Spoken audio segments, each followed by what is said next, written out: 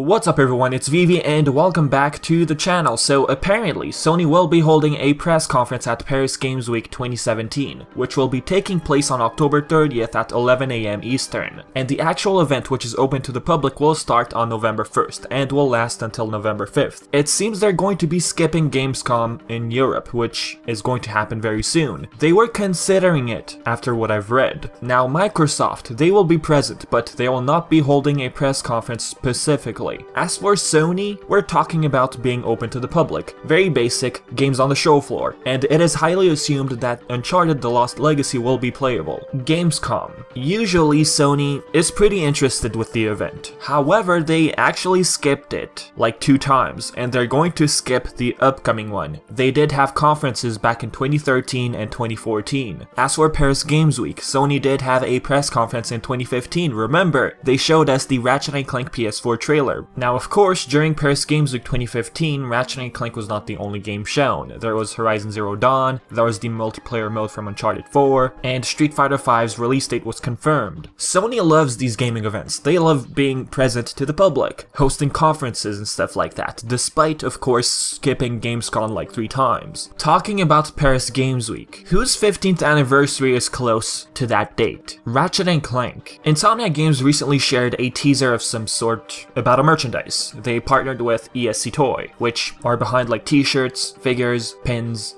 pretty much collectibles. Now what if, just what if, the success of the recent game, Ratchet and Clank PS4, convinced Sony to announce a collection? And what if they announced it at Paris Games Week? If they don't announce it during the press conference live, why not just show some sort of trailer around that time? I mean, come on, the future Saga needs to come to the PS4. That is one excellent way to bring the newcomers into the classic universe of Ratchet and Clank. Imagine 3 games on 1 disc, or even 4. Tools of Destruction needs trophy support. That'll be an awesome update. But why not just emulate these games like Jak and Daxter, which is coming to the PS4 soon, around August 22nd, it is assumed? Well, because it's PS3 games we're talking about, they would have to stick to an actual new remaster, another collection for the PS4. Okay, but what about the old collection? Can't they just emulate the games and bring it to the PS4, like Jak and Daxter? That one, who knows, really. But wouldn't it be more profitable for Sony if they had actually released the same collection, both digitally and physically, for the PlayStation 4? I think more people will find the collection and pick it up.